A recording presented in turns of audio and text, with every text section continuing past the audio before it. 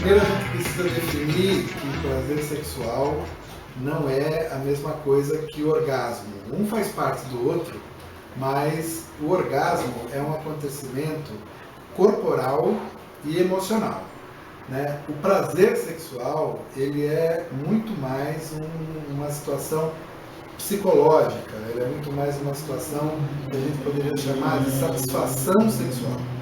Existem pessoas que fazem sexo, têm orgasmo e dizem que não se sentem sexualmente satisfeitas. Apesar de fazerem sexo e ter orgasmo, elas se sentem insatisfeitas sexualmente.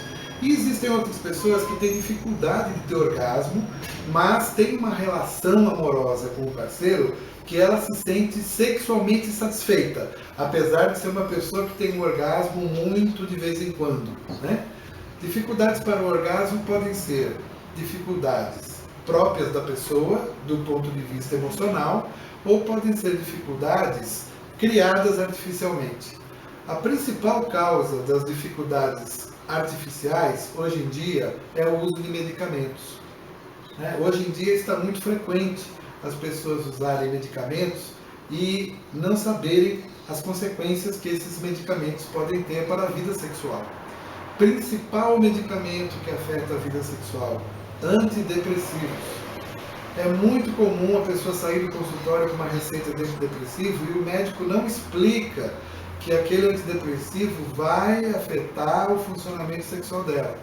O antidepressivo mais conhecido, que é o Prozac, todo mundo já ouviu falar, é um remédio que tem uma grande capacidade de acabar com o orgasmo de qualquer um. O efeito químico da droga do Prozac, né, é um efeito químico que afeta diretamente os locais cerebrais responsáveis pelo orgasmo.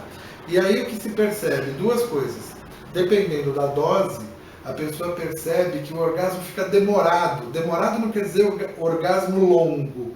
E demora para acontecer esse orgasmo. A pessoa fica fazendo sexo 1 hora até acontecer o orgasmo. E o orgasmo, quando vem, é pequenininho.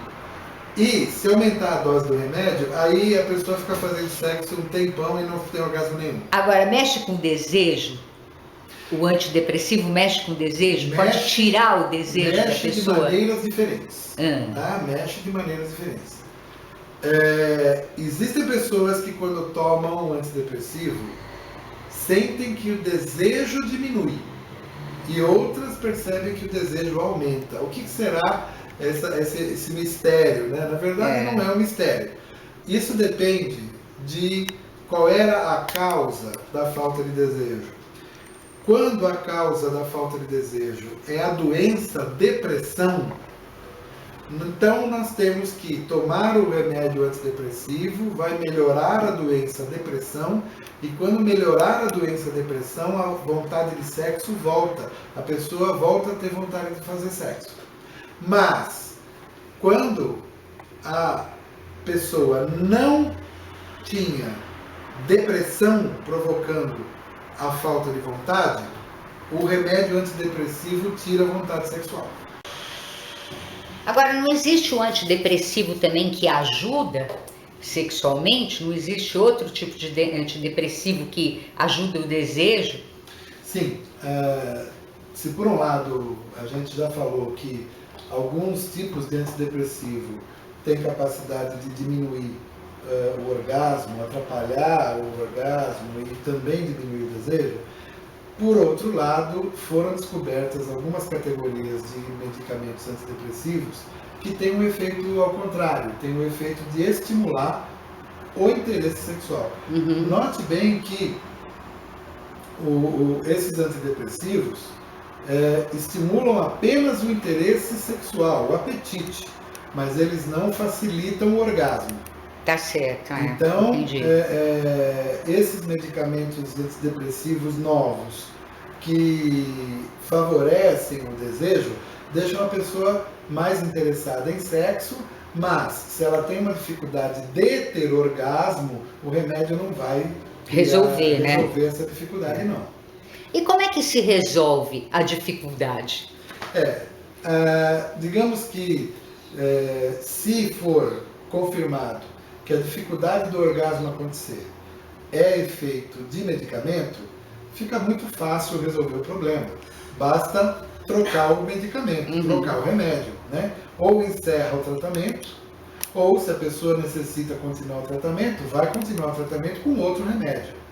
Agora, a maioria das pessoas que têm dificuldade em ter orgasmo, com certeza mais de 50%, não é por motivo de efeito de medicamento, mas é por um motivo próprio da pessoa, um motivo emocional.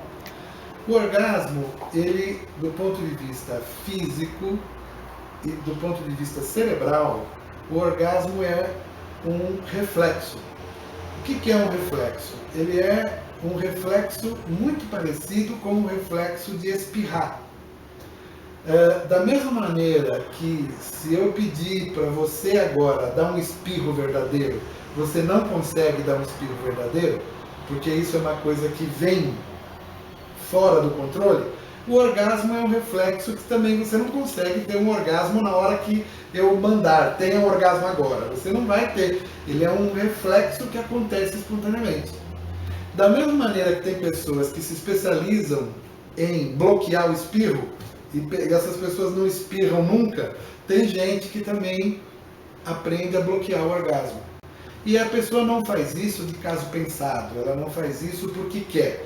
Ela acaba aprendendo a fazer isso por um treinamento emocional na infância que ela não tem controle. Ela simplesmente bloqueia esse reflexo do orgasmo na mente dela e ela não tem controle, ela não sabe como desbloquear isso. Para isso entra uma técnica de tratamento chamada terapia sexual. É para isso que serve a terapia sexual.